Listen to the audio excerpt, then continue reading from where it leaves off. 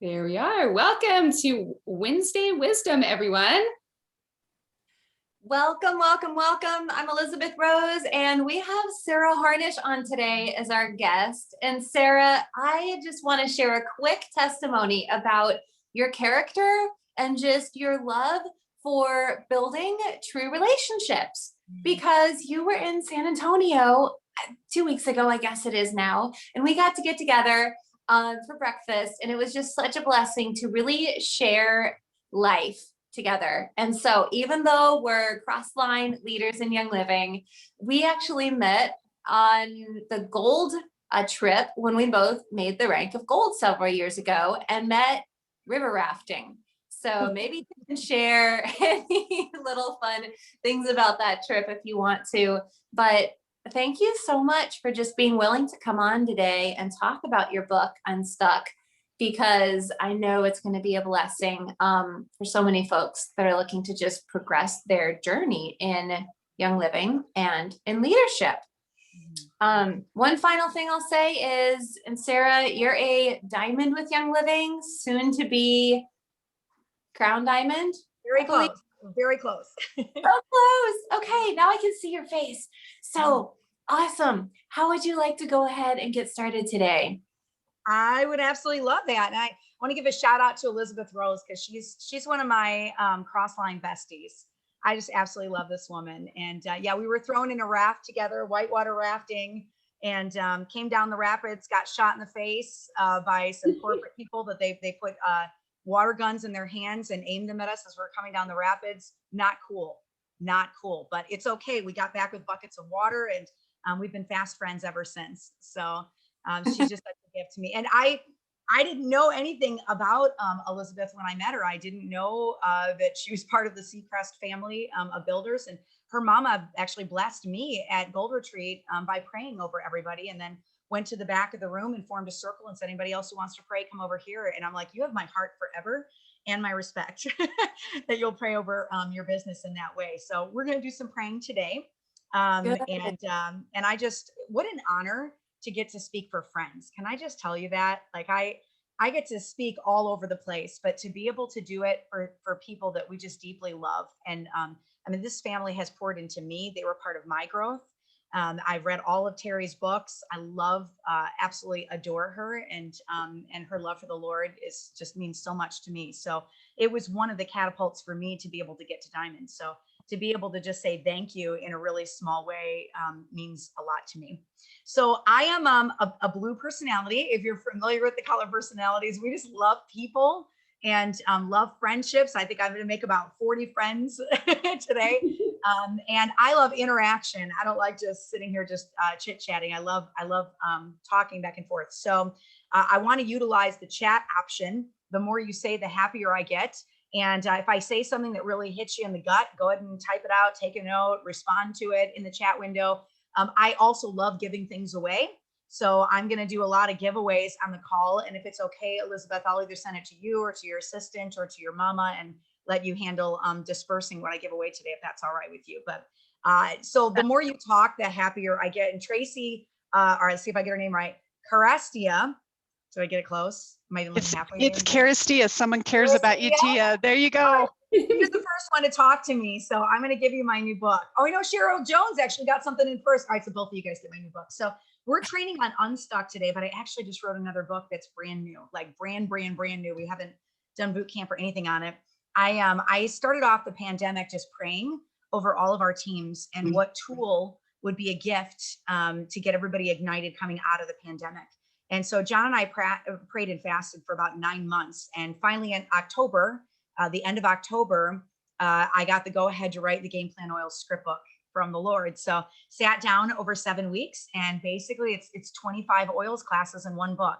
So we did with Game Plan, which you guys probably know me for that. That's my most famous book, but we took everything business and put it in one spot. So comp plan training, you know, strategy, all of it, no's, rejection, distraction, excuses, all that's just in one spot. A little mindset training. So with this one, I wanted to give you guys something where you got excited like the first day you got your kit, right? When you sat down, you remember what you felt when you sat in your first oils class and you're like, I'm kind of interested in this. This is pretty neat. And then you ordered your kit and it showed up and you're like, oh my gosh, I have so many things to learn. I'm really excited. And you're just playing and like a little puppy dog, just kind of piddling all over the floor. You're just talking to everybody that you see about oils. I wanted to capture that feeling and put it into a book for you guys. And so that's how the script book was born. So it's 25 classes, and this is what I'm going to be giving away while we're doing our training today. So and a lot of these are brand new. I had to write them from the ground up to be able to put the book together. So it's oils and thieves and Ningxia. These are full, like hour-long classes. CBD, kids class, fearless, oils the Bible, raindrop, and that entire class was vetted by the care school. So Anthony Stewart, the director, went through and went line by line to make sure we were accurate in everything we were teaching. Feelings class, gut health. I believe really strongly in gut health, that you can't use oils to band-aid a lifestyle decision, that it's got to be a holistic approach to health. And so I put a gut health class in the middle of an oils book. And then 4 most important young living supplements, enzymes, Bloom Art and Savvy, the skin class, hair class, tooth class, hormones and oils, animal aromatherapy, massage for couples, intro to diffusers, seedlings, the manly man class, so top oily products for dudes. We interviewed 70,000 men to put that class together. The techniques class, so neuroauricular, ear technique, valor balancing, how to make your own blends, a whole blending class without aroma chemistry in it. And then einkorn, and I gave you all my family recipes with einkorns, cinnamon rolls, and then the last class is a tribute to Gary Young, because I feel like we're losing him, and I want everybody to go out there and start teaching about him so we can keep him at the heart of young living. We understand really what seed to seal means. And then there's protocols. So you can run a protocol with your team: cleansing, sleep, weight loss, emotional release, energy, brain, Gary's great day, grief, internal oils. There's a colds and flu bonus class and a teacher training, and then keeping Christ as your center in a crazy world. So that's a script book. And I'm going to give a little bundle away to the first people that wrote to me, because it makes my blue super happy. Oh, you all wrote. Now I just want to give something to everybody. But Cheryl and Tracy, I called Tracy's name out first. So I'm going to give you guys a book and a workbook. The workbook, look at this thing. It's a beast. It's huge. But yeah, this one is crazy. So we took every single script and I wanted you guys to play with the script. So it opens with coloring sheets of all the oils that are in that class that you're studying. And then there's key points from the class. There are bonus training that's rare, like hard stuff to find. Gary's old notes, old lectures from the 1990s, rare stories from the diamonds. Like, it's just amazing. Apply it sections that tell you exactly how to use the oils and give you action steps. DIYs. This one's got a little DIY with my grandkids in it, and different things that you can read, diffuser recipes. There's affirmations for the class, journaling, and then we play a little hangman game where if you do all 25 classes, you actually unlock a class from a book I haven't written yet, a Candida class with oils that I'm kind of excited about. So this is the workbook that goes with the book. It's intense. And that punk workbook actually beat my book on Amazon for a couple of days. So I was like, wait a second, they like crafting and horsing around more than they like actually learning the scripts and like teaching the knowledge. But and then we took all of that, this is per your guys' request, and made a teacher's edition of it. So it's the whole book, but it goes in a binder. So you can pull out one class at a time. And each class opens with stories of Gary Young from the Diamond. So I kind of collected some of their stories. It's a larger font. It lies flat. And you can pull out just the pages that you need and teach off of them. So I'll give away a couple of these as well. The dividers are gorgeous. I love it. You can see exactly what the classes are. So this one's the 116 hormones and oils class. And then on the back, we've got stories of Gary Young. This one's from Donna Grace. They're all diamond stories that I collected.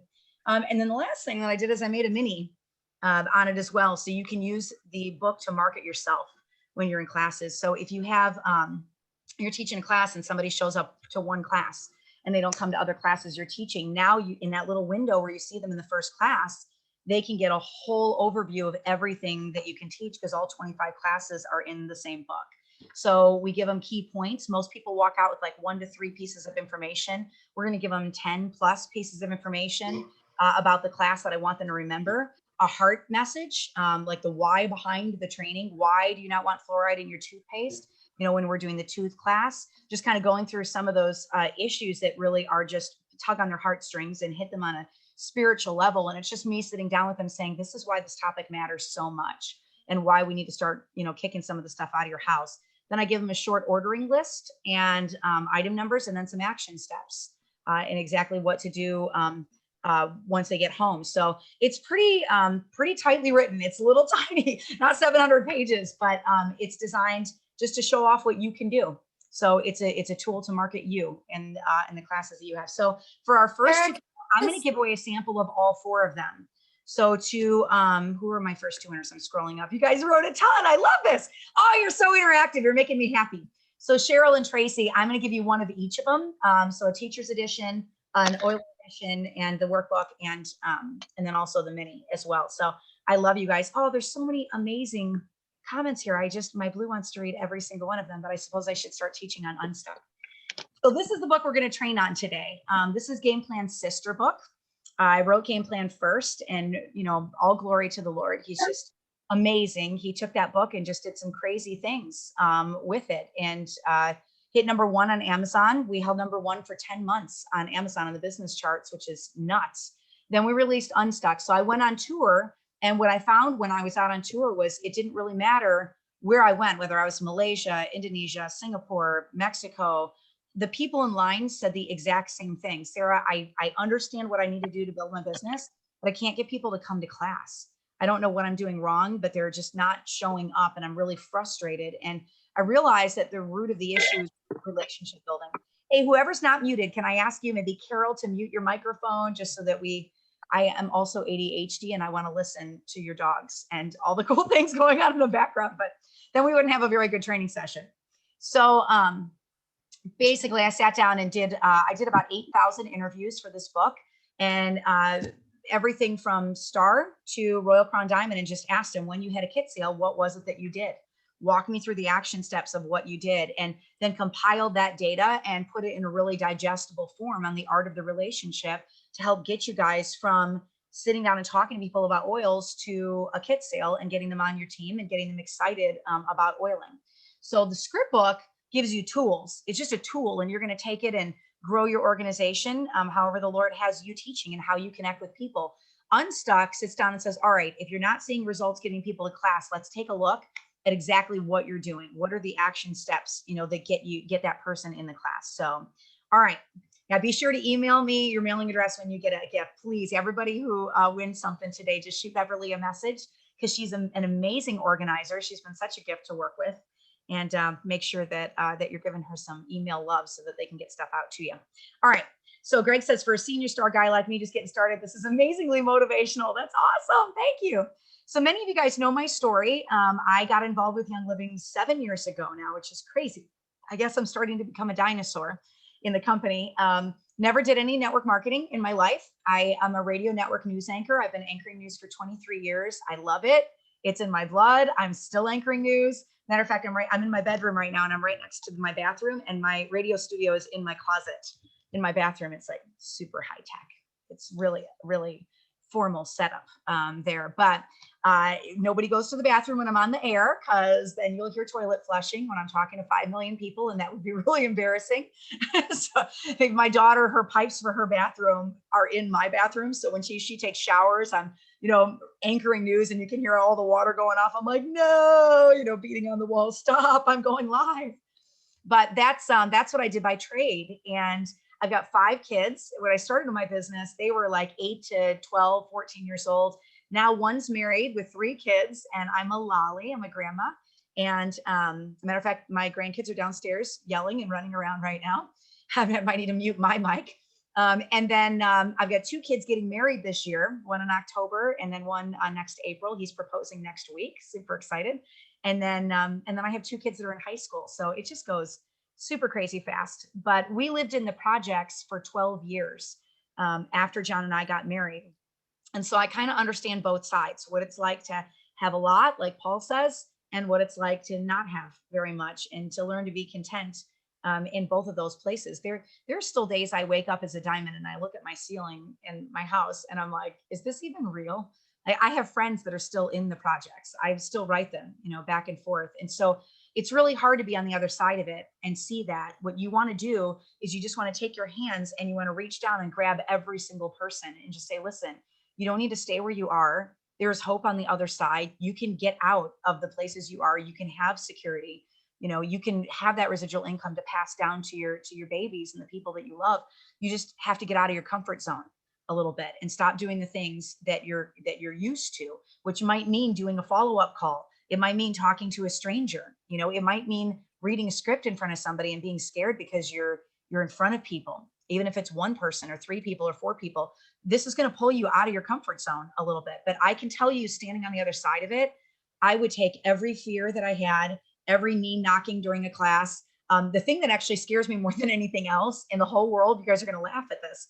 The thing that scares me more than anything else is standing on stage and talking to people. I would rather get stung by ground hornets than stand on a stage and talk to people. I'm not joking. I'm totally serious.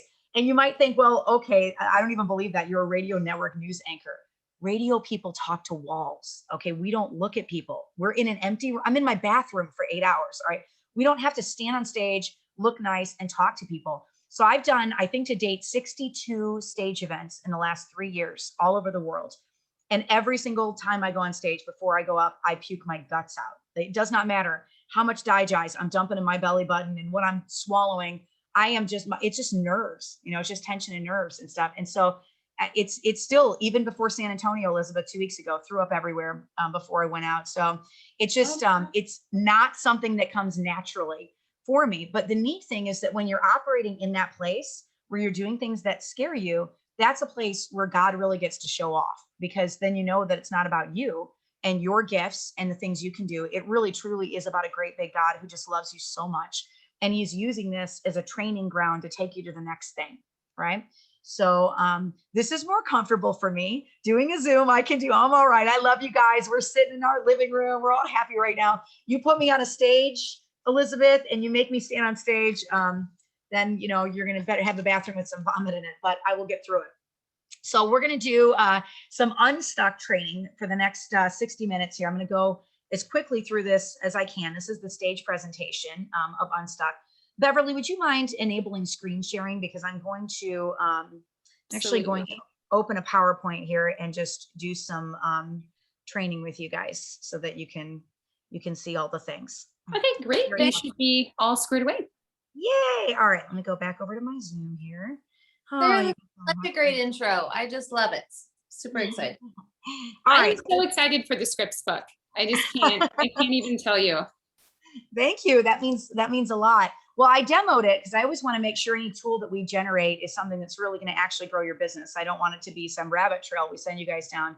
I want you guys to know, I still, even to this date, have never written a book for John and I to make money off of the book. I'm actually not very gifted at marketing. I can write a newscast in my sleep. That I'm very good at. And writing I enjoy, but talking about things and selling stuff is really not my forte. What I like doing is sitting on a couch with people and empowering them and training them on oils, or spreading the love of Jesus to them, or giving them hope. I love doing business training because I love giving people hope, because I know what it feels like to be a diamond, and not be in the projects. And so those are things that really mean a lot to me, but selling things is very hard. So I don't write the books to make a profit. We write it because I believe it's a good tool that's going to help you guys get to another rank. Because I believe very deeply that every person that wants to be a diamond should have a chance to do it, should have a chance to run for it. There isn't any person I've met yet where I've looked at them and said, there's no way that person could be a diamond. Never. And not one person that I've met. Because when you step back and you look out over the diamonds in Young Living, it's about 25% across the board. There's about 25% yellows, which are your servant-led people. There's about 25% of the diamonds are green and analytical and look at things through the view of numbers and science and data. There's about 25% that are those reds, those natural born leaders that are just driven and task oriented and get things crossed off their list. And then there are about 25% of us that are blue, that are flighty and love friends and love people. And so you might think, oh, well, only the blues can build to diamond, or only the people that are leaders can build to diamond. But there's an equal amount of people that are soft-spoken, gentle servants that are also diamond leaders as well. So that kind of debunks that theory that you have to have a certain personality to get there. And, if you're basing it on your bank account, I mean, we were in the projects, and we're able to go diamond. So, I mean, that's really not not a factor in going diamond. What is your fight and how bad you want it and how seriously you take the business. And if you're willing to do things that spook you a little bit, to get out there and get out of your comfort zone and do things that will grow an organization. And if you're willing, what I found is the people that are willing to do that are the ones that can grow to diamond and beyond. So it's really not a personality thing. It's not really about how many people you know. We're going to debunk that with Unstuck. That's the number one thing I hear in network marketing is I just don't know people. I don't know enough people to build to diamond. I don't know 4,000 people or whatever it takes to grow a diamond organization. I don't know that many people. We're going to rip all that apart today because I really want that to go in a box and go on a shelf and you to forget that and just move forward and do the action steps that grow your business. And God will bless that obedience. Like he will give you the platform you need to grow your organization. So that said, these are my 5 kids. Can you guys say, oh, look at them. So they're a little younger here, but Gabriel and Isaiah and Gracie and Benjamin and Noah. So I have 4 sons and a daughter, and now all of my sons are over 6 feet, except for Fuzz. Fuzz is 14 years old, so this picture's a little bit dated, but he just passed me in height. So he's now about this tall, but all of his brothers are like 6'3" or more. And I love my kids. And this is where we started. First 12 years in the projects. And then we bought our first home. It took us about 5 years to buy a home. And it was a 1,000 square foot house in Bath, New York. And we didn't have enough bedrooms for everybody, but there was a room off of our garage with no heat.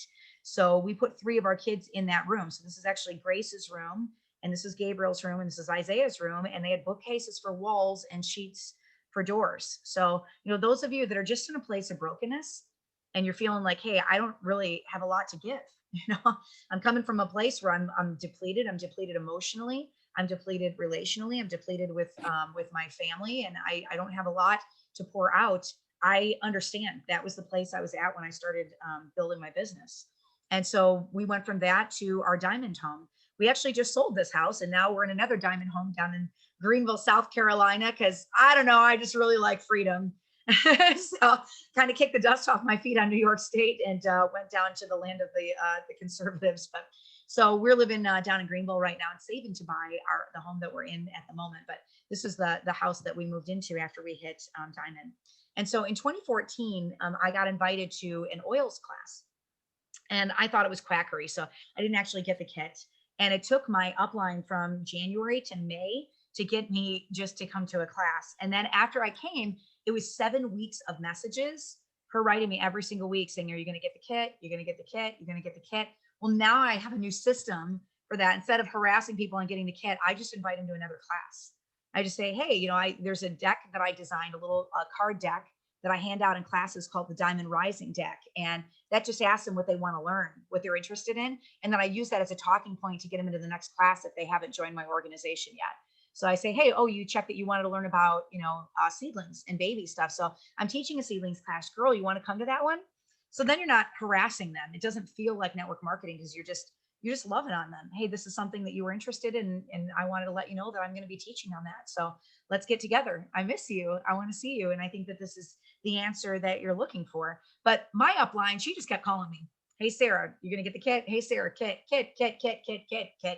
She finally just wore me down, and I was like, yeah, I'll just do it if you just stop calling me. Please don't call me anymore. I'll get your starter kit. I don't even know what it does, but I will come. And so I opened the box, and I had a pretty good stomach bug and used peppermint and was hooked for life. Like, I looked at it and I was like, dude, if I can use this leaf instead of all these chemicals, this is a better choice for my family. And so it was instant, just like instant love when I saw the oils work. So God was pretty generous with me, and he gave me my wow moment like the first week that I had my kit, because Young Living was my way out of where I was, but I didn't know that at the time. All I knew was that I was in the middle of a major family emergency, the biggest emergency that our family had, raising our children. That's the place I was at when I got invited to my oils kit. And so we went from, this and the projects to this in 2 years and 5 months of building an organization. And I did it by teaching classes. Every single time I've ranked up, it's been because I was sharing oils every single time. We'll get to that in a little bit, but that's why I generated the script book, because I just want you to get excited about sharing again. And the nice thing is when they launch the website, guys, you can sign people up with anything.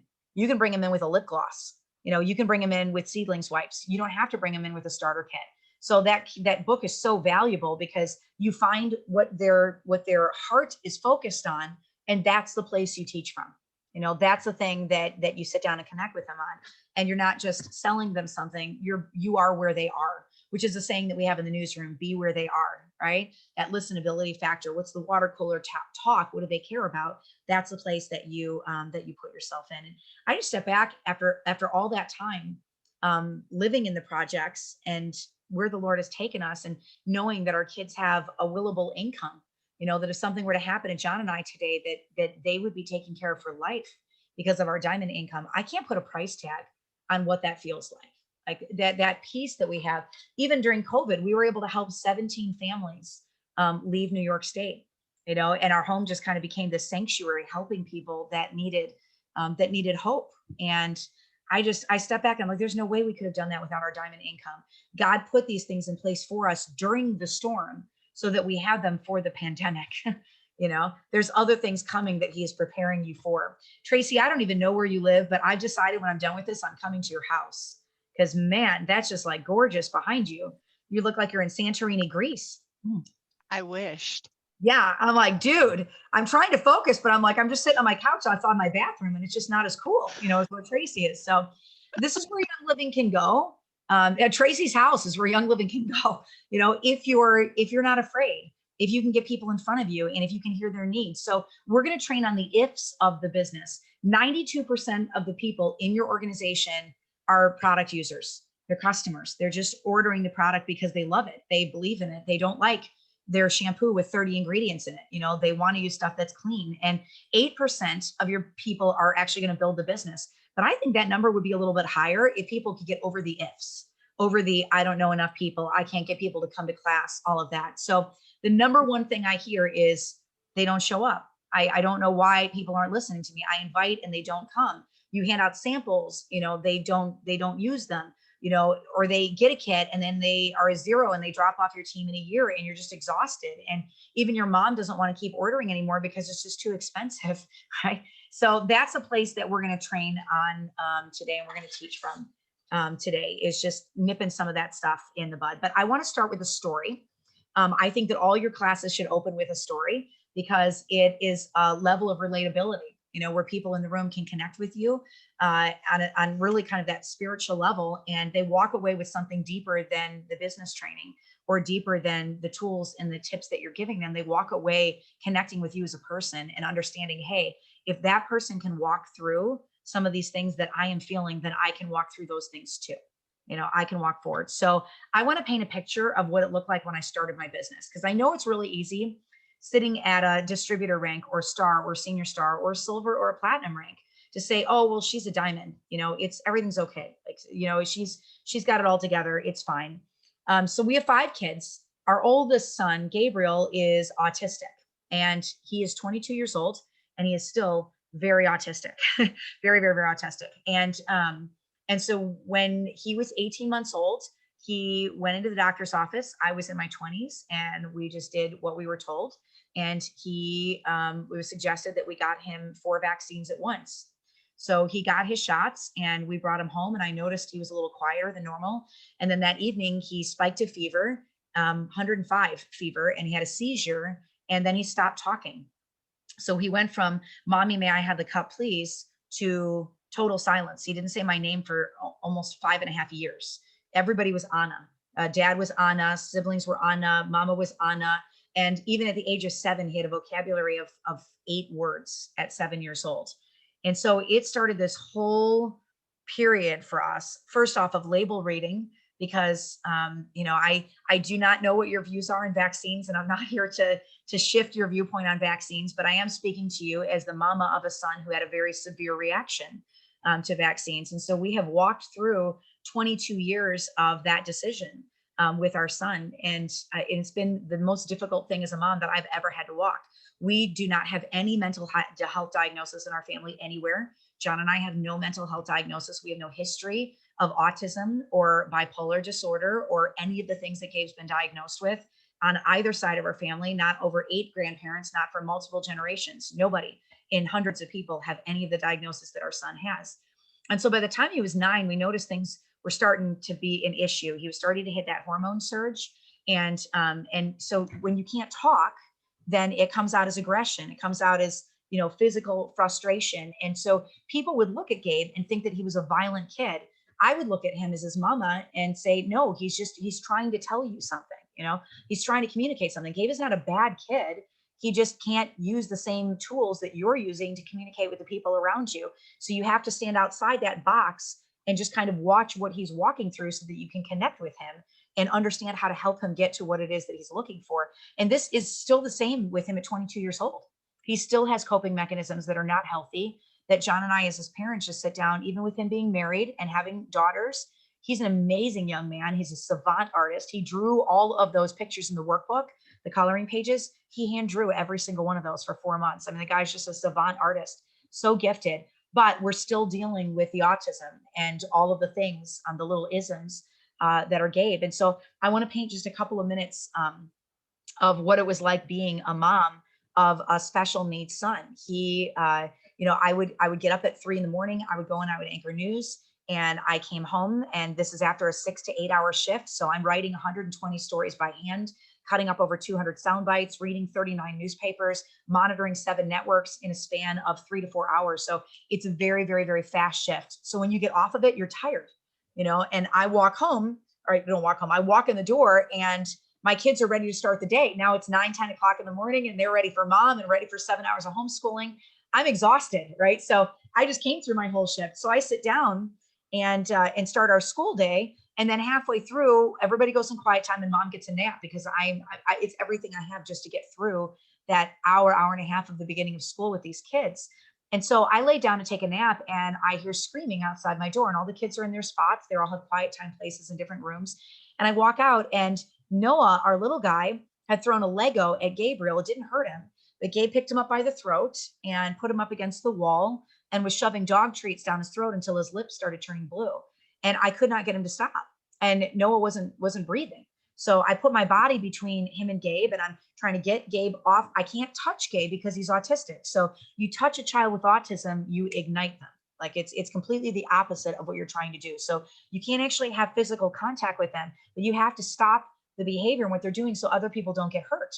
But he can't use his words to articulate that he's angry that Noah threw something at him. So I'm using my body to put it between him, not to hurt Gabriel, but to get him away from Noah so that I can get the dog treats out of his mouth so he can breathe. And I notice his lips are starting to turn blue. So I take him, I put him down on the floor and I'm just kind of getting the dog treats out of him and beating his back. And Gabe's mad that I took Noah away from him. So he goes over to Benjamin, our 4th born son, and he's doing math on his tablet. And Gabe decides he wants math. So he takes the tablet and he pulls it out of Ben's hands and Ben pulls back. And he's mad that he can't get the tablet. So he takes his hand and he slaps his face and he leaves welts all across his face with how hard he slapped him. So now I have 2 kids crying. I've got Noah breathing and he's gagging and choking up dog treats. And Ben's got welts all over his face. And so I go get an ice pack and I'm putting it on Ben's face. And then I hear screaming outside. So I go out into our garage and Gracie, our 3rd born, was in the van and Gabe thought he was going somewhere with me. And so he went and pulled Grace out of the van by her hair and threw her outside and then shut the door. And it was raining outside and she fell on the ground and scraped both of her knees. So she's sitting in a little puddle of blood outside and it's so completely soaked. And Gabe has locked her out of the house and he's standing on the other side of the door watching her get soaked in this rainstorm. This is 10 minutes of my life. So I'm going from kid to kid to kid to kid to kid to kid. Exhausted, guys, was like 7 years earlier than that. I'm basically at this point, by the time Gabe's 13, 14 years old, I'm on autopilot. We have 27 different people helping us, coming in, doing speech therapy with him. By the time he's 14, he was speaking, but it took a very long time for him to get his speech back. And it was exhausting. I was tired and I felt like I was dropping everything. I wasn't a good mom. I wasn't a good wife. I wasn't doing well anchoring news because I was so tired every single day. And so one day I was driving home from work. I don't know if you guys have ever had thoughts like this. I sometimes I just let the evil one in and I let him toy with my head. and I was in self-pity mode. And so I was driving up the hill and I just had the thought, well, gosh, if I wasn't here, somebody else would step in and do a better job than I'm doing right now, that they would be a better mom. They would be, a better caretaker to Gabe and do better with him with the autism, because right now, every plate I have, I'm dropping on the ground and it's shattering. I just gotten written up at work that day because I made a mistake in a news story, had all the fighting with Gabe the day before and trying to keep all the other kids safe. And I spend my whole day keeping Gabe safe from his siblings and his siblings safe from Gabe. And I'm just tired, and I didn't want to do it anymore. I didn't want to do it anymore. I don't know if as a mom, you get to a place where you ever have those thoughts of I'm done. Like I don't have anything left to give anybody. My tank is at zero, and I can't do another 24 hours like I did the last 24 hours. There's nothing left for me to give. And so I had a thought that if I kept driving up the hill, we lived on a mountain, that I could drive up to the state park that was next to our house and just keep driving, just drive right off of the mountain, and somebody would step in and they would take over my shoes. And I had never had a thought like that before that day. And I've never had a thought like that since that day. It's what I would describe as just extreme desperation. There was nobody that could help. I had to step in and just do the same day over and over and over and over again, with no guarantees that my kids would be safe at the end of the day. And it was exhausting. And I was sitting there thinking these thoughts, and a song came on the radio by 10th Avenue North called Worn. And I don't know if you've ever heard that song before, but the song sounds like it's on autopilot. Like it's just repeating the same like 8 measures over and over and over and over again. And it's this guy crying out that he doesn't have anything left to give, that he's at his broken place. And if he's going to move forward, it's going to have to be with the strength of God, because there isn't anything left for him to actually lift up his leg and walk anymore. And so as I was driving, I'm just listening to the words of that song, and I'm like, my gosh, that's like exactly where I'm at right now. I saw this little beam of light hit my leg, and I looked down and I thought, wow, that's really strange, because sunshine doesn't exist in New York State. It's like cloudy all the time. I live 2 hours from the tundra of Canada, and it was the middle of March. It was blustery. I hadn't seen the sun in weeks. And so I pulled over, and the sun crossed my whole leg, and then it crossed my other leg, and then it filled the entire van. And then I looked out to my left, and the field, I could see the sunlight traveling across the field. And I remember thinking, this is a very strange thing in March to have sunshine in the field is really weird. So I got out of the car. I pulled over the side of the road and I got out of the car, and the sun went across the other field. And then I looked up into the sky, and it was just blue. It was just blue everywhere. And there was just no clouds anywhere. And I remember thinking, gosh, I feel like I'm standing in the presence of God right now, because I swear it was cloudy when I started driving 10 minutes ago. I know it was. Like, I know it's been blustery and windy. There was no wind. It was just sunny. And I was standing there, and I just kind of cried out to God. And I'm like, God, I don't understand. I love my kids. I'm thankful for the 5 kids you gave me, but I can't do this anymore. I cannot walk anymore. I'm exhausted. I don't have anything for them. I don't have the strength to make them food today. I don't have the strength to get them in bed today. I don't have the strength to homeschool them today. And I definitely don't have the strength to do Gabe today. Like I don't have anything left. And could I quit my job? Could I get something off my plate, so I've got less on my plate, so I can do the things that I need to do, because I'm completely overwhelmed every minute of the day. And I don't know what to cut. I work and I homeschool, and I can't put the kids in school because they're not thriving in the school environment. Gabriel was a nightmare in school. And so that was why we brought him home. And I can't quit working, because we're going to end back up in the projects again. So there's literally nothing that I can do to change the situation that I'm in. And I don't see any way out. So can I just quit? And I heard an audible voice say, no. And I lost all the breath in my lungs. And I stood there for a second, and I'm like, I think I just heard the voice of God. I think I just heard him talk, like actually speak to me. So I went and I sat down in my car, and all the breath went out of my lungs. And I just kind of had this dialogue going on with the Lord, and heard him talking in my head. After that, I said, well, God, I don't understand why. Why can't I let something go off my plate, because I can't keep moving like this. And I heard him say, Sarah, when you have control over the situation, you don't lean on me. You don't talk to me. You don't bring things to me. You don't pray. You just do it all yourself. You handle it all on your own. But when you're in a place where you're broken and you're worn and you're weary, that's when I hear from you. That's when you release the problem, and you release the situation to me, is when you're broken. And so I'm going to keep you in a place of weariness, because that's a place that I have for you to grow. And I just lean back and I'm like, God, you're right. You're absolutely 100% right, because I am controlling the situation. I'm trying to find a safe place for Gabe. I'm trying to keep the other kids safe, and I'm not doing a good job at anything that I'm doing. And it completely blindsided me. He was giving me a message of surrendering. You know, God literally was sitting down talking to me person to person, just saying, hey, this is the thing that I need you to do to get you to the place I need you to be, where you're going to be okay. And then a couple of miracles happened after that. I can't really explain them, but I got in the car and I started driving, and all of my intent was to go straight and to go into that state park. I don't remember driving home. It's almost like if I could go back and see it in my head, that there were like 100 angels pushing my car to the right to make a right hand turn into my street instead of going straight, like the way that I had planned for like 3 hours to go. I turned right and I don't know why. And the next thing I knew, I was in my driveway. And so the second miracle happened. I got out of my car and I looked up, and it was windy, and it almost blew my door shut, and my clothes are flying everywhere and my hair's in my face. And I look up in the sky and it's all cloudy. There's no sun anywhere. And that was when I realized that God literally opened the sky to get my attention, just to talk to me. And so I'm going to tell you the end of the story of Gabe when we wrap up Unstuck. I'm going to make you cry. I love making people cry. But I want to tell you, we found a school to put him in.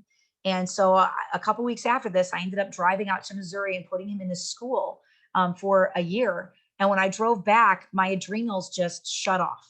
Like 190 on an adrenal panel is dead. My adrenals were 185. So they were like hospitalization level, because my body was just like, I knew my son was safe. I knew my kids were safe. And now I was in the place where I could finally start to heal and do the things that I had needed to do for the last, 14 years of raising Gabriel. And everybody was okay. I was in my driveway when I got the call to come to my first oils class. So how many of you guys have sat there and said, yeah, I want to build a business, but like, I can't even think about the business right now. Like, I am so emotionally depleted, physically depleted, have so many things going on in my life that like, it's not even a blip on my radar. Guys, this was the most traumatic time of my entire life. I mean, I had just watched my family get ripped in half. My son had stabbed my other son. Gabriel had stabbed Isaiah with a mechanical pencil. He'd been charged with a felony and 2 misdemeanors before we got him into that school. Broken isn't even the word for the place that I was when I got the first invite to my oils class. But God wants you to build in the storm. He wants you to build in that place, because that's when you're leaning on him. That's when he gives you the strength to get through the situation, is when you're not doing it on your own strength, when you are too weak to be able to do the things that you need to be able to do, that he's calling you to do in obedience. And so I said no to the class. I'm like, you have no idea what I've just been through. I just ripped my whole family in half. We've been homeschooling these kids together since they were 5. I have 5 kids, not 4, but I have 4 kids in my roof right now. And I can't even think, because I'm so broken. I just drove away and left my son. I left him at this school, and I drove away and I watched his face staring at me as I left him in the driveway of that school. Like, the trauma that I had been through in the last year. I build a business. Like, are you kidding me? Like, no way. I'm not going to do anything right now. But God planned that income to pay for the $40,000 a year school that Gabe was in. I had to have the income then. I needed it then. I didn't know that. So I said no. Well, then they invited me to a class a month later, same class. I said no. And then a month later, I said no. And then a month later, I said no. 5 months later, after Gabe had been at that school, I finally went to the class and then got the starter kit. And then she wanted me to do the business. And I said no. It was 7 weeks of just getting the starter kit. It's God literally has to drop boulders on my head to get me to a place of safety. I don't even see it, guys. I mean, when I tell you I am dumb as a box of rocks, he literally dropped a box of rocks on my head to get my attention with this business and get my attention, because I was so broken and so emotionally depleted and so impoverished and so like spiritually defeated. I was broken on every single way you could be broken. Every single way that your spirit could be broken, I was broken when I got invited to that class. But I didn't know that by the time Gabe came home, I was going to be a silver. I didn't know that a month after he came home, we were going to hit the rank of gold. I didn't know that God was going to use my income while he was gone and right after he came back, that within a couple of months to pay off a debt that we didn't even make enough in a year to pay the debt for that school. I didn't know any of those things or what God was going to do with our business. All I knew was that I was too weak to walk. So I'm going to speak to you from the place of being too weak to walk, because I know what that feels like. I know what it feels. God can still carve a diamond out of that place. All right. I stand in front of you as a diamond because God can still carve a diamond out of those broken places. So we'll get to the rest of Gabe's story and what happened after the felony and all that in a minute. But I want to take the next 30 minutes and just talk to you guys about business stuff. All right. And what the Lord did after I got my kit and how we got to that place of building to silver. The release of the doubts of your business happens in the surrender of your gifts. Those little tiny pieces that you have that you can give, God can turn that into a diamond ship. Those little tiny things. If you're surrendering your time and your tongue and your talent and your doubt and your fear, you just put it in a box and you leave it at the cross. And that means no fear and no anxiety because it's already been paid for. Then you can get out there and you can stamp out your word and you can build your freedom. Hey guys, whoever's not muted, would you mind muting your microphone for me?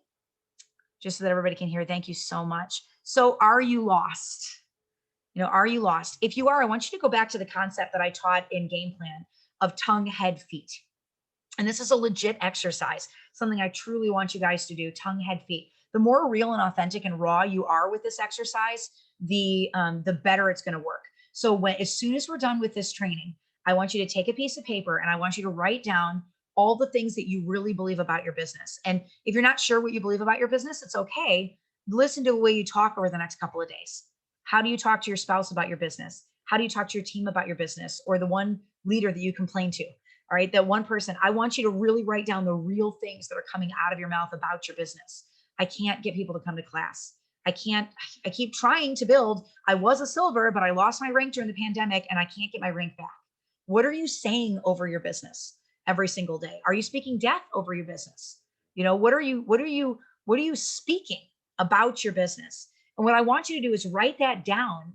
And then I want you to write the opposites of every single thing that you're saying. All right. Every single thing that you're saying. So for example, I can't do this because I have no money. I can do this because I have enough. Right. So what I want you to do is write down everything. And even if more stuff comes to you over the next couple of days, gosh, I didn't even realize I was speaking this over my business. Satan uses your speech as a tool to tear down your organization, guys. I'm not exaggerating this. You literally could be withholding your own rank from yourself by the way that you're talking about your business and about your team. You're limiting what you can do with your own speech. And if you don't believe me, go get into the word and look at what the Bible says about speech. Just do a quick word search on the tongue in scripture and you'll be blown away. I mean, God calls it a double-edged sword. You can build up and tear down your own organization you're trying to build at the same time, right? So what I want you to do is write down what you actually believe about your business. Then I want you to write the opposite next to it. And that is all you will allow your tongue to say. You will not allow anything else to come out of your mouth. Even if you actually truly believe those things, I don't want you to say that stuff. So, because what happens is you start speaking it and then your head begins to believe some of the things that you're saying. It's crazy. You can literally train your brain into believing certain things. And then your feet start to follow. They will follow the action that your tongue is giving your feet to do. So I can't do this because I don't know anybody. I can't do this because of friends of friends. I'm going to explain that concept to you. That's how we built to silver in 12 weeks after we got our starter kit, was friends of friends. I can't do this because I live in a small town. I can't do this because the size of my town does not dictate the size of my business. I can't do this because I'm too old. I can do this because I'm mature. I can't do this because I'm too young. I can do this because I can connect with people and I have the gift of technology and networking. I can't do this because I'm not pretty.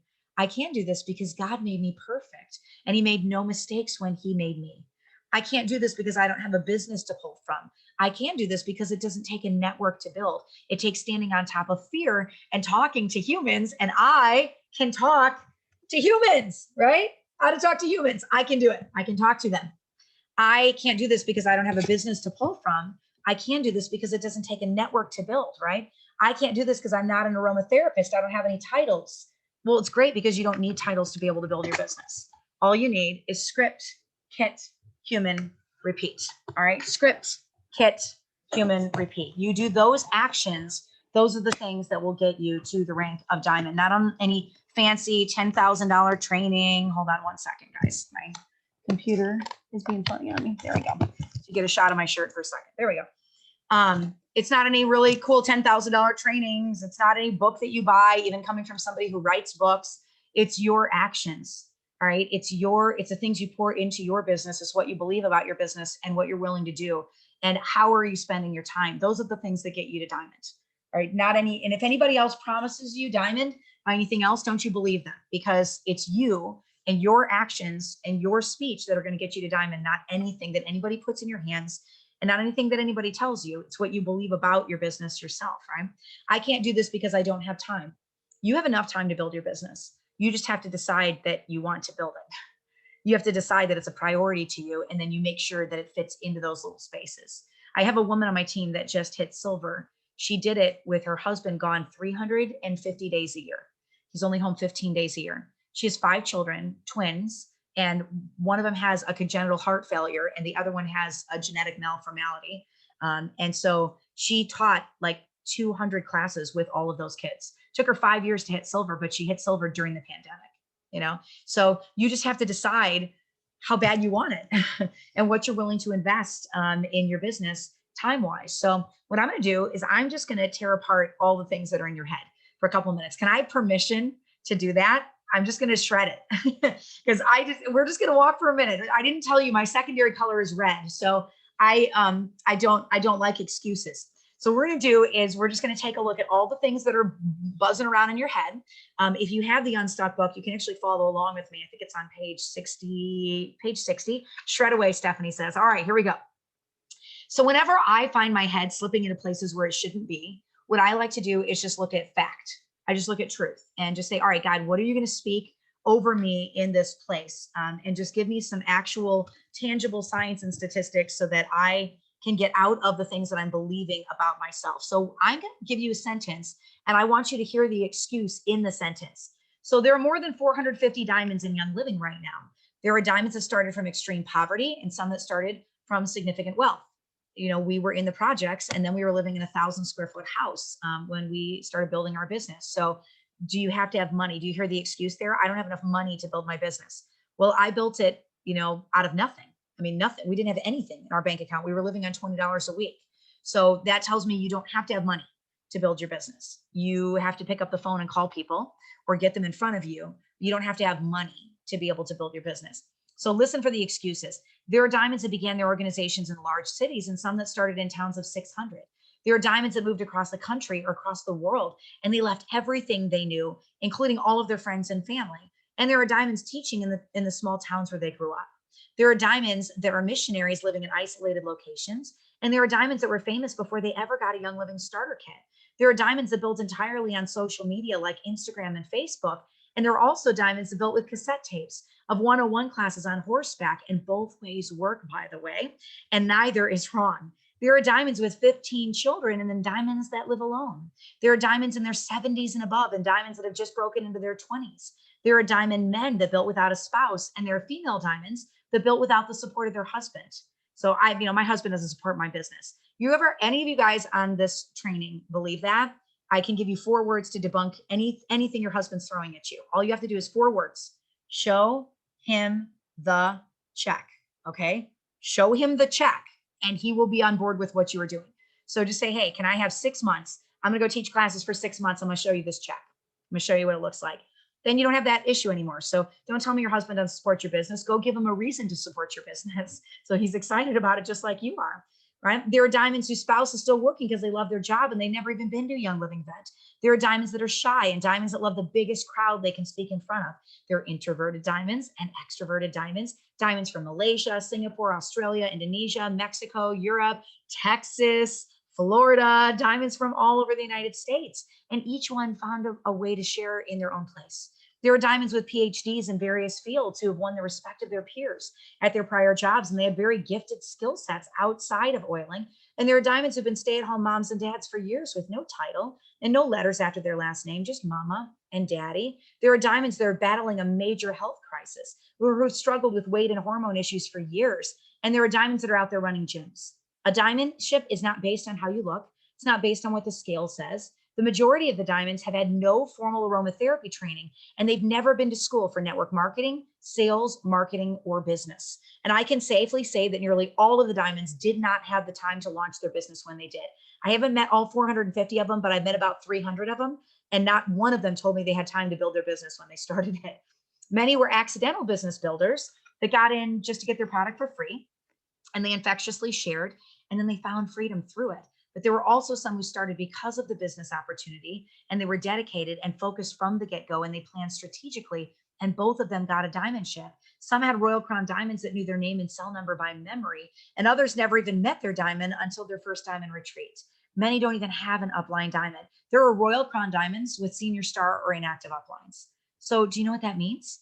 None of that stuff has anything to do with what it takes to be a diamond. It's true. So if you're holding out till you know more people, or your kids get older, or you lose weight, or you get more certifications, or more network marketing training, it's costing you rank up time. You don't need any of that stuff. It's not a qualifying factor of what it takes to get to diamond. I can tell you what is, because there's only 3 things that grow your business in whatever form it looks like for you. Teaching classes. Maybe that's doing it on Zoom. Maybe it's doing it on your couch with 2 or 3 women. Maybe it's doing it at a vendor event and then inviting them to a class. You know, whatever it is. My hubby's just joined me, Helen says. That's awesome. Whatever way it is, right? Teach. When you share with people, you are meeting their needs, right? You're meeting a need that they have. And so sharing equals OGV growth.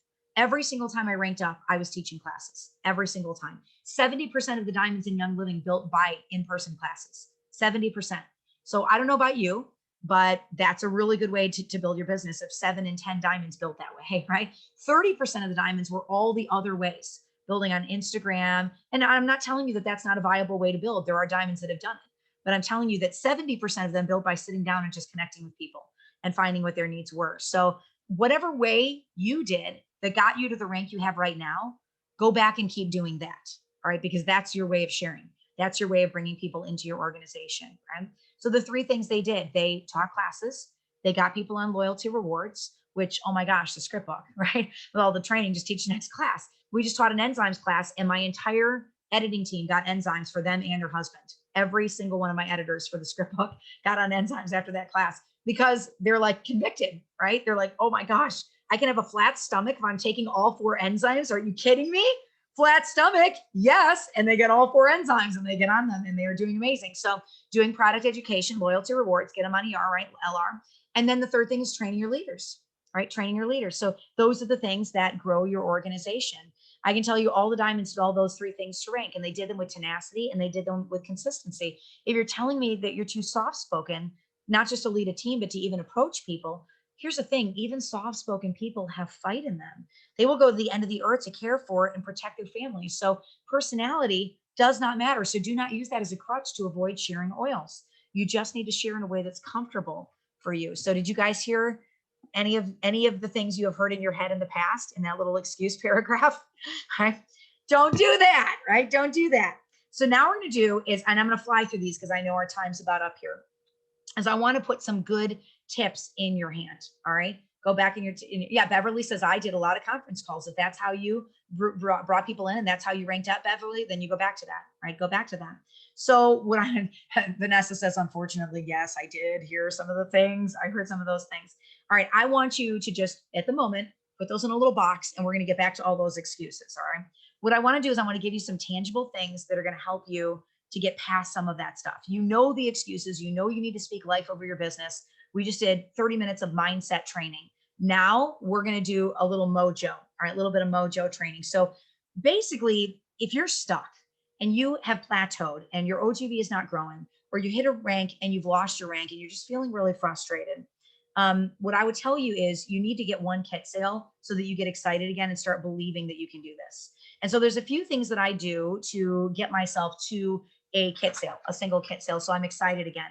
Mojo method number 1 is warm market. So when I need you as that little person speaking in my ear daily. I am Cheryl. Speak life over yourself.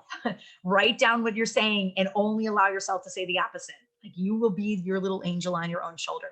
So when I first started building my business, there were a few key things that I did. And John and I actually went back after we hit diamond and said, how do we get to silver 12 weeks after we got our starter kit? Like, what did we do? How do we do that? Like, I don't even know what I actually did. I just told everybody about oil, like just over and over and over again, right? But there was actually a strategy to it. So the first thing I did is I signed my circle. I signed everybody that I knew, the people closest to me, my friends, coworkers, family, and I kind of word vomited on them because I was so excited about the oils and what I had seeing them do. If there's somebody that's not on your team and you would cry if you saw them join another team, that person needs to be on your team this week. Okay, like go get them. Like they should not be on somebody else's team. Then I made it my personal goal to help them get their order for free. So I did not stop teaching until they had enough people under them that they were getting a paycheck and their order was free. And they got unlimited Ningxia and they got unlimited Savvy and unlimited seedlings and whatever it was that their family needed. I didn't stop teaching under them until they got their orders for free. So make a list of every person you know, Facebook friends, Instagram, LinkedIn, Twitter, Snapchat, Christmas card list, address book, all your saved contacts in your cell phone. MIT says the average cell phone user has 347 contacts in their phone and talks to 45 of them every single month.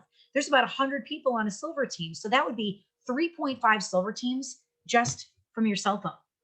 Just from your cell phone, guys, just this. And you're not even a creepy creeper. Like these people know you. So start from that place. Other places to pull from.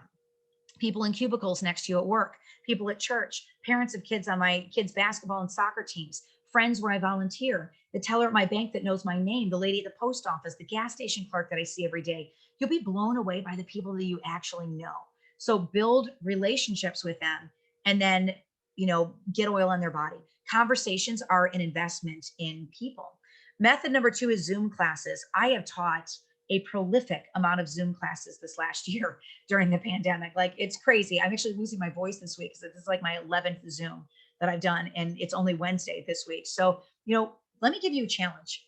What if every single person, you're not going to get through a training with me without getting homework. I'm really sorry. So this is homework assignment number 1 for you guys. All right. And I mean this, if you do this, you will see growth in your organization. I promise you, you will see growth. So this doesn't work if you have one person on your team. But for those of you that have a couple of people on your team, this will work, all right?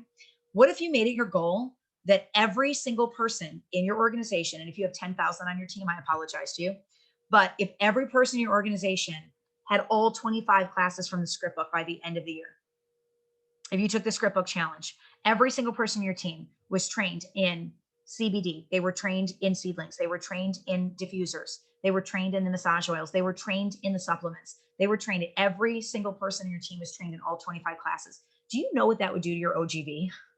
Like, oh my word. What I found is when people sit in one class, they spend maybe 50 bucks. They sit in 2 classes, they might spend $100 because now they know about thieves and they're getting everything out from underneath their cabinets, right? They sit in a Ningxia class, they have to have Ningxia.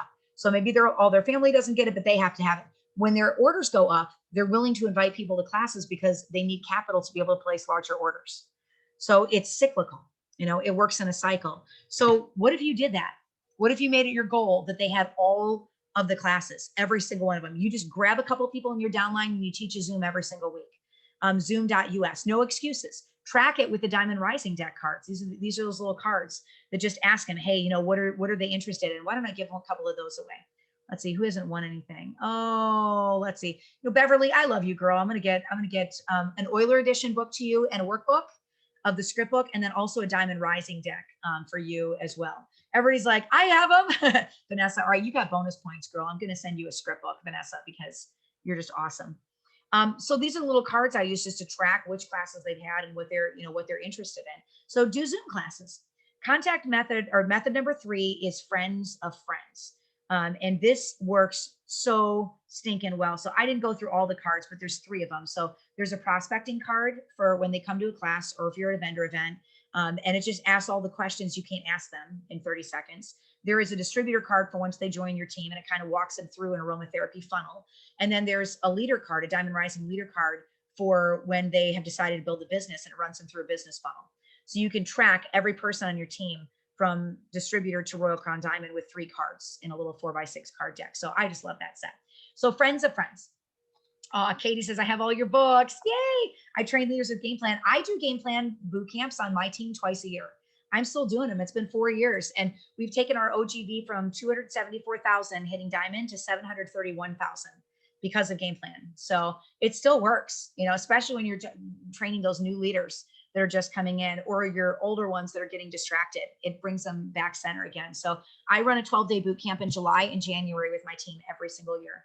And we rerun game plan. It works so well. So the concept of friends of friends. I teach a game plan class 4 times a year. That's awesome. Thank you. All right, Katie, you got brownie points. So girl, I'm going to give you 20 minis. Okay. So let Beverly know that you got 20 script book minis. All right, so friends of friends, this is going to blow your doors off, guys. This is, if you've not utilized this concept, this is about to change the entire way that you look at your business. So the first thing that I told you to do was go through your cell phone contacts list and get all 350 people in your cell phone signed to your team, right? And every single person you know, all your Facebook contacts, get all of them signed. Second homework assignment that I gave you is to make sure every person on your team has all 25 classes. The third thing is those people, especially the ones that are on Essential Rewards, make it your goal that they get their order for free. So what does that look like? I don't stop teaching under them to their friend circles until they have at least 15 people under them that are on loyalty rewards. So they're excited, they're ordering a lot. We're going to help them get a paycheck so that they can cover their order. So say you have 9 people on your team that are on Essential Rewards, and you make it your goal that they don't ever pay for their order ever again. So you're going to teach the seedlings class, and you're going to teach the Gary Young class, and you're going to teach the supplements class, and you're going to teach the Ningxia class to their friend circles until they have 15 people under them. So those 9 people have 15 people under them. All of a sudden, you have 135 people on that leg. And they're not spending 50 PV because they're getting all these script book classes. Now they're spending 300 PV. That one leg and those 9 people are now a leg with 40,500 in gold volume. Do you see how you can take one small group of people and blow it up just by tapping into friend circles and helping them get their orders for free? Do you guys see that? So I do this with my people that are on Essential Rewards because 40,000 is a really good OGV. I'm going to take you into my VO and actually show you what that looks like. So month 1, this is like a screenshot of my virtual office numbers. Month 1, I had 7 people on my team. I taught a class, I signed people I knew, and it was me and 6 other people, and my OGV was 1,000. So when you stop teaching for others and train them to teach, a lot of times what I'm finding, Donna, is they just get it. They get excited. If I say, hey, you want to learn how to get your oils for free? I hand out a game plan mini, they read it, and I get them into a teacher training. So I will just point blank ask them. If you guys have not seen the teacher training, super easy. You just go to oilabilityteam.com and you go to share, and then you go to teacher training. It's under the share button, and it's a 1-page document. It's like takes 30 minutes to train them. You go through the income disclosure guide, why do a Young Living business, what their paycheck looks like. So breaking down the compensation plan with them. And so how they get paid. Then the back of it is silver bound just to get them to star. They plot out what their rank is going to look like. And we do a little bit of follow up with them. So, and then they're off and they have 48 hours to teach their first class. So that's how I train my leaders and get them up and running. And teaching the first class is easy. I just give them a PowerPoint and have them read the words under the screen. So super, super easy. And I train them on the core 5. So oils, thieves, Ningxia, CBD, kids class. Those 5 PowerPoints are up on our website. They're free. It's a free download and they're amazing. So I sat down and I taught the 101 class, the oils class, to those 7 people. They opened their friend circles to me. And at the end of 4 weeks, we had 27 people on the team and my OGV was 2,300 and we were senior star. So at the end of 8 weeks, I kept teaching these 27 and their friend circles. And we had 63 people on the team and my OGV was 6,200. And at the end of 12 weeks, month 4, we had 118 people on the team and my OGV was 14,739. And I hit silver by just teaching the 101 class. So that's the concept of Friends of Friends. And this is actually what those PowerPoints look like. They're professionally designed, guys. They're super, super nice. And then I will go in and I will grab videos that Young Living has put together, like off of Flickr or off of the Young Living training page or their YouTube channel. And I embed them in here and they make you look really stinking good. Really, really good. So you just click on the slide and read the words under the slide. It's really easy. We actually had a 17-year-old teaching the Savvy class this last month and she hit silver, 17 years old. And she was using the script book classes to teach. So I highly, highly recommend that you show your teams the classes. They're very easy to find. If you go over to the website, you just go to share. And 101 oils is here, thieves, Ningxia, CBD, kids class, all free. It don't cost anything at all. So, all right, that's a thieves class. This is the Ningxia class. So you guys literally have no excuses. Like you have a teacher training and you have classes and you have 25 classes. You've got continuing education. You've got the core 5, to bring people into your organization. So my message to you is script, kit, human, repeat, right? Script, kit, human, repeat. You know the mojo methods to get to that very, very first kit sale, right? You know how to get there. It's warm market, Zoom classes, and friends of friends, tapping into what you already have. So, try to get to that one kit sale and get super excited about your business again. And then I want you to word vomit this all over your team, just all over the place. So, ask yourself what your goal is and sit down and start working toward it. Tip 2 from Unstuck, more ways to increase your OGV. Everybody in your team gets all the script book classes. Go through the zeros on your team and the inactives on your team and start teaching to them, the ones that are about to drop off. Be strategic. If you lost silver and you're 2,000 OGV short on one leg, that's 20 kits or 20 classes, or 4 classes with 4 to 5 people in them. That means getting your silver back is really only a month's worth of work away, right? If you're teaching a class a week and you've got 4 or 5 people in the class. So it's very, very, very doable.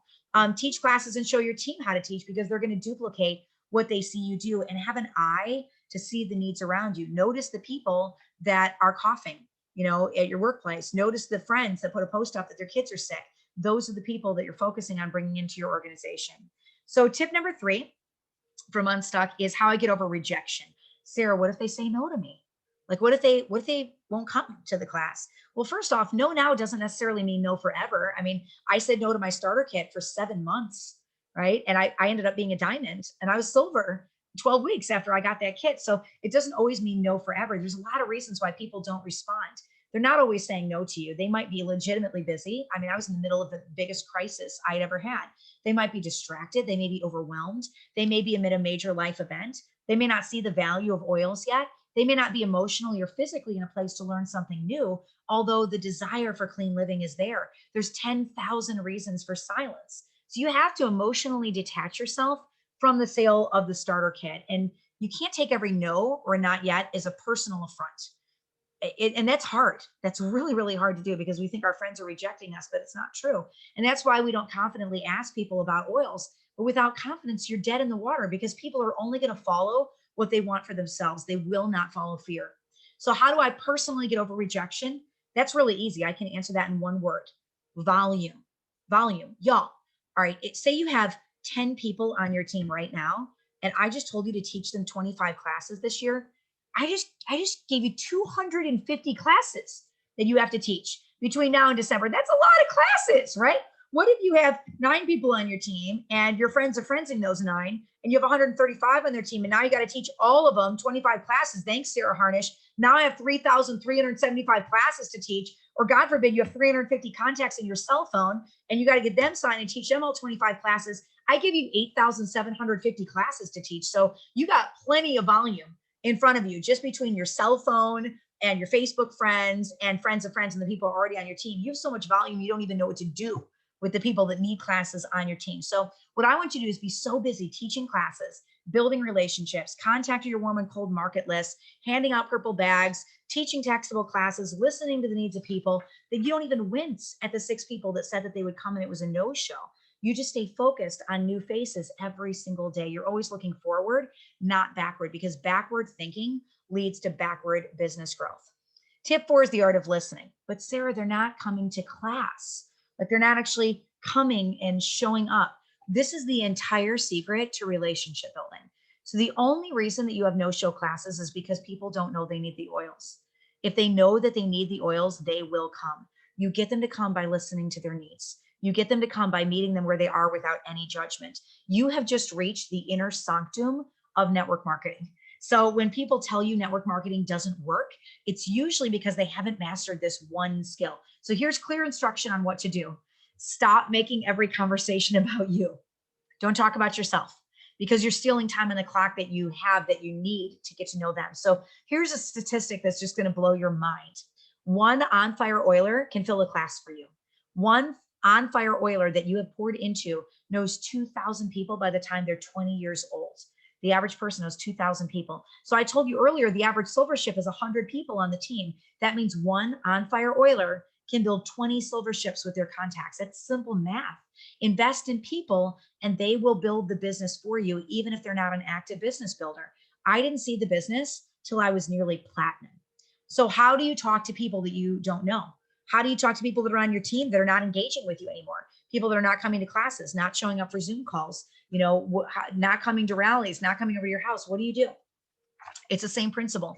Whether they're clocked out and they're on your team and they're not engaging, or people that you don't even know at all that you just met in the Whole Foods parking lot.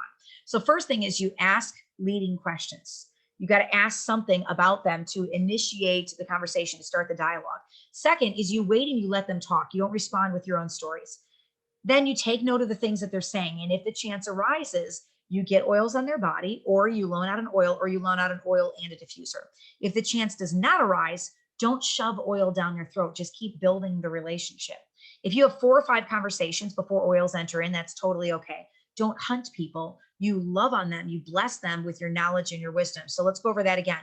And you guys can screenshot this this PowerPoint slide, because this is really, really good, solid training on how to talk to strangers. So ask leading questions, respond to questions with questions, stop talking for 2 minutes and listen, find common ground, and then meet them in their place in need and oil them up. And this is my favorite line that I give them. I think this is the answer that you've been looking for. I think this is the answer you've been looking for. The mama that's got the kids that are sick. Oh gosh, you know, I have 2 kids too. That's awesome. Your kids are so beautiful. Like, they're just amazing. And oh yeah. You know, we just moved here and I don't know a lot of people. And oh, well, hey, you know, we should get our kids together sometime. It's really good to get to know. I mean, you're obviously shopping where I shop, so we've got some things in common, you know. So tell me a little bit about your kids. How old are they? Oh, well, they're, you know, 4 and 2. Well, no, wait, my kids are 5 and 3. That's awesome. Find common ground.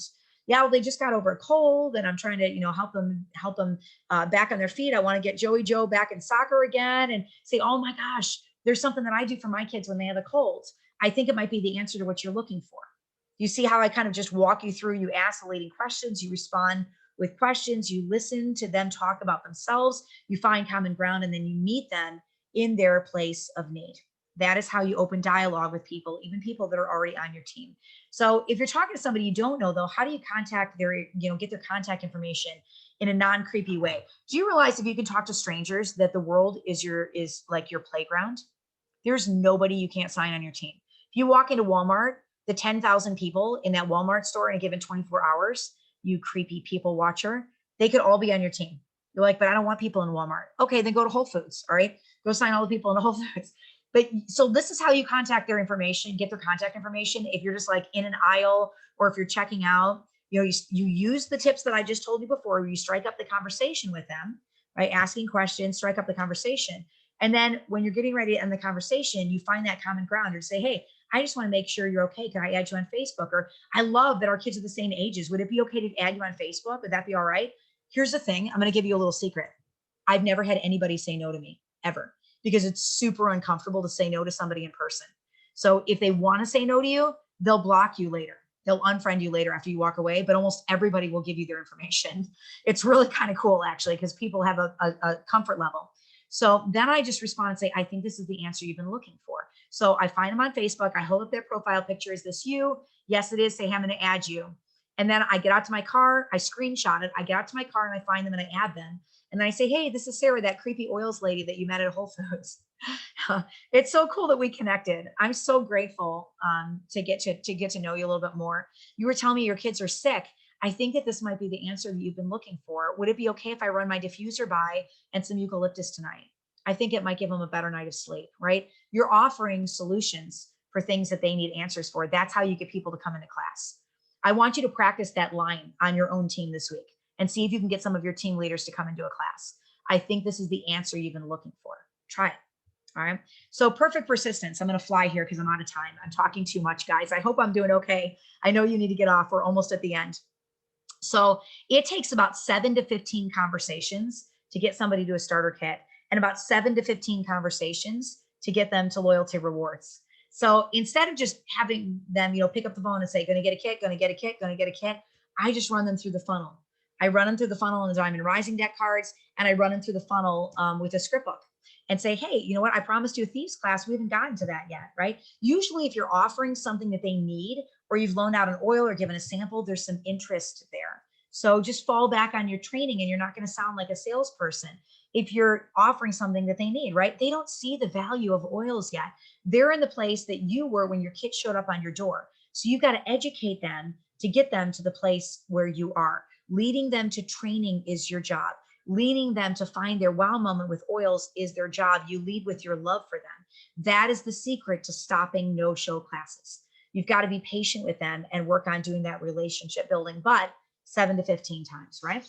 But Sarah, I don't want to be patient with them. I'm afraid. I've already asked them 3 times. They're going to think I'm a jerk because I just keep asking and asking and asking, and I can't go back and do it again. Remember when we opened and we talked about fear and doing things that scare you a little bit? I kicked your face in with the excuses stuff. Now we're going to do it again with fear for just a second here. All right. Young living is a vehicle. It's not a replacement for your dreams. So you can still do young living and pursue the desires of your heart. They just don't own you. So for example, I love radio. Like I'm going to be a Royal Crown Diamond and still do radio because it has a piece of my heart. I feel alive when I sit in the chair and I'm doing my anchoring. But one day I was sitting there in the chair and I had an intern who was shadowing me. And I was writing my news on the teleprompter right here. This is the actual newsroom in New York that I anchor from. News is very serious, by the way, very serious profession. We take it seriously and we don't horse around ever, like putting the word kitten in our newscast 7 times. We don't do that, right? To win a milkshake. So I was sitting there and I had a white piece of paper in front of me and I had to go live in 2 minutes. And there's 5 million people that listen to this network. And my intern, she's breaking out in cold sweat. She's literally got sweat dripping down her neck. And she's like, Sarah, are you going to write something? And I said, well, yeah, I just can't think of, I've got writer's block right now. I'm not trying to show off. I actually can't think of what I'm trying to write. And she just kind of looked at me, her eyes are really wide. And I looked up at CNN and it was the exact story I wanted to lead with, the same way I wanted to get into it. So I started writing and I got some ideas and I wrote 10 stories, grabbed 7 pieces of tape, threw it in my newscast. I'm writing that last story while the stinger's going off. I pulled that microphone over, I'm throwing my headset on and I'm reading while I'm writing. And she just sitting there and her eyes are really wide. And I get to the end of my newscast and I said, Mark Mudana and I didn't mess anything up. And my newscast had to be 4 minutes and it was 4:00:00:00. I hadn't timed it out, turned my microphone off and I leaned back and I was like, we made it. Like, yes, we did it. And she just looked at me and I'm ego tripping, totally ego tripping. She looks at me and she's a totally different look on her face. And she's like, Sarah, you're not where you're supposed to be. I said, what do you mean I'm not where I'm supposed to be? Like, I love anchoring news. She said, God is always calling us to be stretched beyond our comfort zone. And you were way too comfortable putting that newscast together. She goes, girl, what you just did, that would have taken me 3 hours to do that. What you just did in 2 minutes. You're not leaning on God. Like you're just doing it all yourself. You're plowing through, you're doing it all yourself. And you're not doing anything that scares you or stretches you or pulls you out of your comfort zone. She goes, I don't know if God's given you something else that you're supposed to be doing, which by the way, I was almost a platinum that day when she was sitting there talking to me. She goes, I don't know if he's given you anything else or open a door for you for anything else, but you're definitely not supposed to be here. And then the little punk 19-year-old got up and walked out of the room and she didn't know she left like 9 daggers in my back. I'm like, that's stupid 19-year-old. Like she doesn't even know. Right? She doesn't know anything. So I go home and I tell my husband, I'm mumbling under my breath about that 19-year-old. And John looks at me. He's been telling me to quit my job and do Young Living for like a year. And he looks at me, he's like, right? Because I'm listening to the intern, but not listening to him. So I went in the next day and I quit my job. I quit my full-time job. And 8 weeks later, we hit platinum. And it was like 8 months after that, we hit diamond. It was crazy how fast we ranked. Guys, I would have missed it all if I stayed in a place of fear. I would have missed it all if I thought my identity was as a news anchor. I would never have met my leaders. I wouldn't have met you guys if I let my insecurities dictate my business. So what's my advice? Walk. Just walk. Even through the stuff you're scared. If you're afraid of closing classes, I want you to go close 100 classes this summer. If you're afraid of standing in front of people and teaching a class in front of 10 people, I want you to do that 100 times this summer because that's the place God has for you to grow. If you're afraid of picking up the phone and calling the people in your downline, that's what I want you to do 100 times this summer until you can't even say you're scared of it anymore. Do the things that scare you because that's the place God has for you to grow. You're gathering experiences that your leaders need to rank. So I want you to move. So really quickly, I'm going to tell you this fast because I want to get to the very last slide. Things that don't work, distraction, right? Printing aromatherapy graphics and printables and putting them in folders for classes. Ask yourself if what you're doing can be copied. If you can't be copied, I don't want you to do it. Giving away your oils, sometimes by the bottle. Going for aromatherapy certifications. People can't copy you. Making an entire oil store and hauling it to classes with roll-ons and creams and salves and sprays. Guys, let Young Living be the store. We're blessed that we don't have to stock product. They do it great. Investing in more than one network marketing company. All I can tell you is I have 76 silvers on my team, 10,000 people. I don't have one person that's a silver that's doing 2 network marketing companies successfully. You're going to be a jack of all trades and master of none. The ones that try to do 2 of them, they lose their rank. So, because look at the investment that you have to make in people and the time that you have to put into doing it, you're not going to successfully grow. Building a storefront, running side businesses, selling diffuser bracelets, selling raindrops, shelves, design graphics, that doesn't lead to freedom. Your downline leads to freedom. So that's what's going to get you to diamond, guys. That's what's going to get you the residual income in the paycheck, not charging for raindrops. Okay. That doesn't get you to freedom. Putting all your time into personal development and never teaching.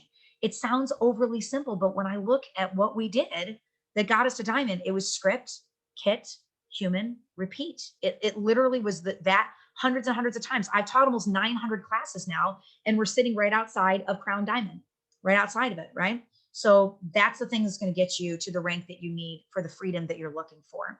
Tip 9 from Unstuck, and we're almost done. Tip 10 is the last one, is the curse of expectations and surrendering your business. Expectations of what you think this business should be doing can cost you everything.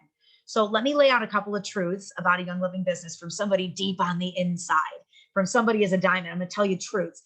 Number one, about 3% of your team will be lost monthly to attrition. That's where they just naturally fall off. They're people that are never going to grasp Young Living. That's normal. But the good news is if you're teaching a class a week, how many people are teaching a class a week right now? If you're teaching a class a week, you're not going to feel it. You won't feel the attrition. All right. Donna says, God just took me out of my comfort zone. It is a necessity that I get serious. That's awesome. Donna, I'm going to gift you the script book, the Euler edition, and the workbook. And I'm also going to gift you a teacher's edition because I want you to get out and start teaching. All right. Download the PowerPoints, get out there and start teaching. Go ahead and tell Bethany what you want. All right. Number 2, on my team, I've got 61 silvers, but only about 30 of them hit rank every single month. Losing rank while preventable is normal. If you lost your rank, go out there and go get it back. Right? Go get it back. If you're a little short on one leg, if you're down on both legs a little, if you're short on OGV, rank map, sit down and look at what you need to do and get out there and go do it. Right? Number 3, yes, there are people that'll go silver in 1 a month from hitting executive, but on my team of 10,000, only 3 people have done it. Silver in 1 is not normal. You look at those diamonds that hit diamond from their starter kit in 10 months. I mean, it took me 2.5 years, and it's been 4 years since I hit diamond, and I'm not a crown yet. Our business is built brick by brick by brick. I don't have a huge pre-existing team. I don't have some big business somewhere. I built by teaching over and over and over and over again. Paychecks will dip and change. If you're teaching a class a week, the overall trend will be up. So it doesn't mean you're not good at this if you've seen your check dip. It just means if you don't like that, go teach classes, right? Teach more classes. In our largest month, we had 9 people hit silver for the first time. Many months, we don't have any people new hit silver. For the most part, we've got slow, steady growth. Steady is normal. That's normal in Young Living. That rocket ship diamond in a year growth is not normal, even among the diamonds. It's not normal. No show classes are normal. I have them as a diamond. Do the work of relationship building and you will have fewer no-show classes. Fewer, right? Not necessarily 0, but fewer. So can I challenge you to put your expectations aside?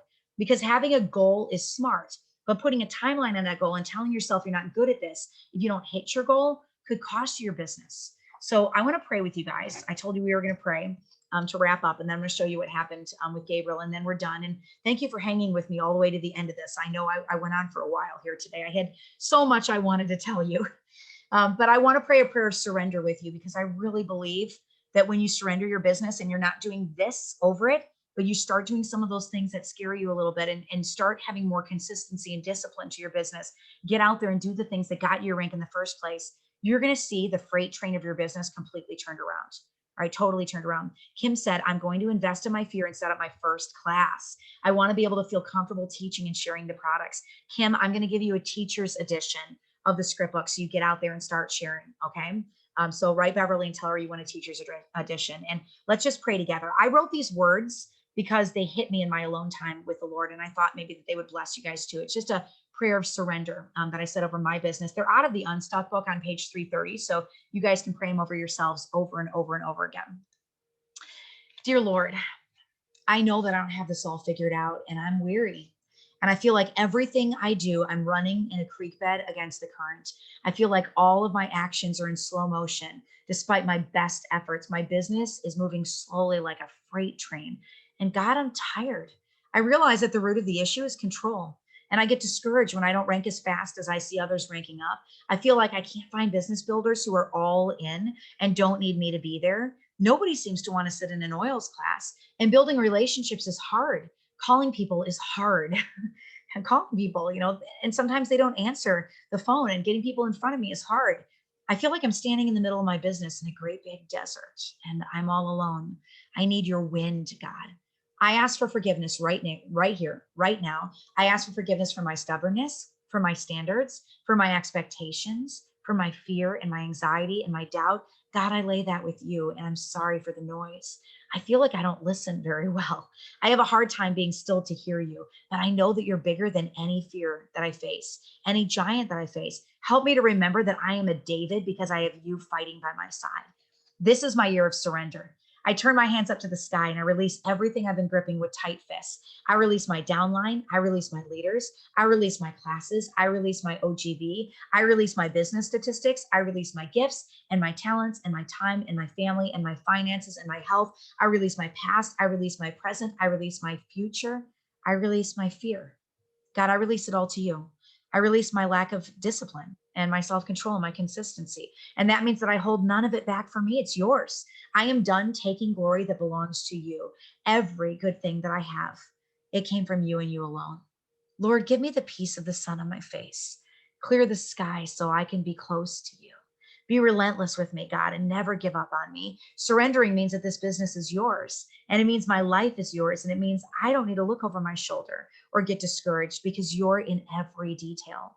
Thank you for never leaving me and for never forsaking me. You are a good, good God, and I can trust you, and I'm slowly learning to release. Thank you for fighting for me. In Jesus' name, amen. I want you guys to remember that prayer forever, because you just took all those emotions and the fear and the doubt and the pain and the frustration, and you put them in a box and you left them at the cross. And now it's over. It's done. Like all those things you're worried about in that little list you're going to make, it's all done. It's behind you. All right. I want you to remember instead that the message is always about meeting the need. And you do that by standing on top of fear, because fear doesn't have any hold on you anymore. You surrendered that part of your business away. It's gone. So now you can move on to helping people. That's why we do this. Education. You're an education driven team, right? Not a sales team, an education driven team. That's what keeps you focused. You keep your why bigger than your fear. When those pangs of why am I doing this creep back in, I want you to remind yourself of why you're fighting every single day. My why, guys, is my kids. My why is my grandkids. My why is their protection. My why is residual income. My why is my son. And I want to show you what happens when you pursue a why, when you fight for it and you don't give up no matter what. You don't give up for anything at all, because you know that they're worth fighting for all the way to the very last drop. So I'm going to share with you the end of Gabe's story. This is what happened after he came home. It's what happened after I hit silver and gold and paid off his school. And in the beginning, you're going to see him not talking. He's about 4 years old. In the middle, you see him at Future Men at the school. And in the end, you see the outcome of where our diamond income led. And I pray that his story is just a huge, huge blessing to you, to remind yourself that your why is worth fighting for, and your kids are worth fighting for, and you are worth fighting for if you don't give up.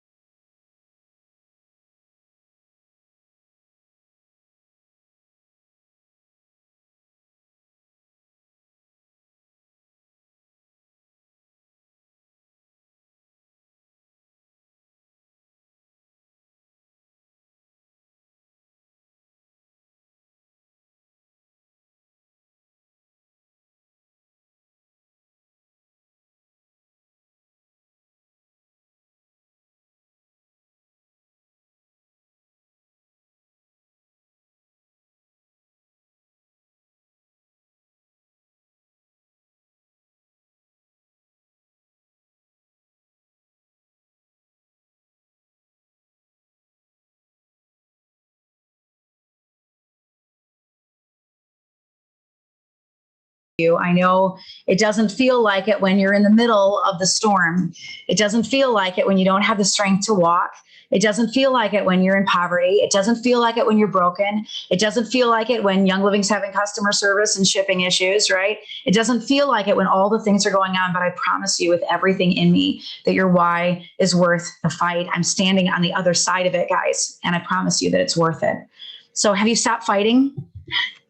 Do the things that lead to the growth in your business. No distractions. Who's going to leave here and start teaching classes like a mad dog because they're fighting for their kiddos and they're fighting Janice's? Janice, I'm going to send you a script book. Okay. Who else? Go ahead. Tell me. Karen says the presentation's a blessing. Karen Rogers, I'm going to send you an Euler edition script book. Mary says, thanks for sharing your heart. Thank you, Mary. I'm going to send you an Euler edition script book. Who else? Go and put your hands in the air. Tell me if you guys are going to start teaching. Beata. I'm going to send you an Euler edition script book. God bless you guys. I pray that some of this training hit your heart, just that it's worth it to keep going. I know there are days where this business is going to feel like you're building it at a snail's pace. And there's going to be days where it feels like you're going backwards, and you have negative growth. It's okay. That's normal. Okay. Those feelings you feel are normal.